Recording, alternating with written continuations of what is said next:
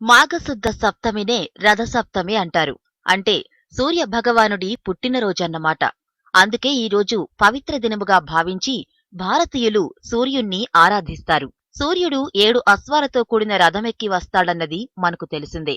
మన్వంతర ప్రారంభంలో మాఘశుద్ధ సప్తమి నాడు సూర్యుడు తొలిసారి రథాన్ని అధిరోహించి భూమిపై అవతరించాడట.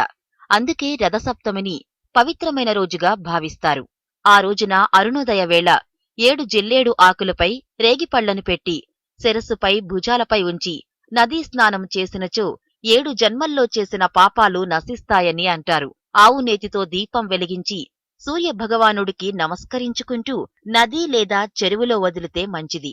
సూర్యుణ్ణి ఎర్రటి పూలతో పూజించడం శ్రేష్టం. చిక్కుడుకాయలతో రథాన్ని తయారు చేస్తారు. గుమ్మం ముందు వాకిలిలో ఆవు పేడతో కళ్లాపు చల్లి ముగ్గు వేసి కట్టెల పొయ్యి పెట్టి ఆవు పిడకల్ని కర్పూరంతో వెలిగించి కొత్త ఇత్తడి పాత్ర లేదా కంచు పాత్రలో పాలుని పొంగించాలి. ఇలా పాలు పొంగించడం అనేది ఆ ఇంటి అభివృద్ధికి సంకేతంగా భావిస్తారు.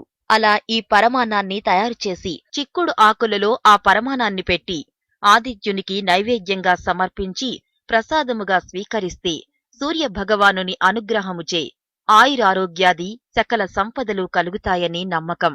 రథసప్తమి రోజున ఆదిత్య హృదయం పఠిస్తూ భక్తిగా ప్రార్థించాలి. రవితేజునికి రేగిపళ్ళు ఇష్టం కనుక రేగిపళ్లను ఆవుపాలతో చేసిన పరమాన్నాన్ని నైవేద్యంగా సమర్పించాలి. ఇట్లు రథసప్తమి వ్రతముచే సూర్య భగవానుని అనుగ్రహముచే ఆయురారోగ్యాది సకల సంపదలు కురియునని పురాణ ప్రబోధము.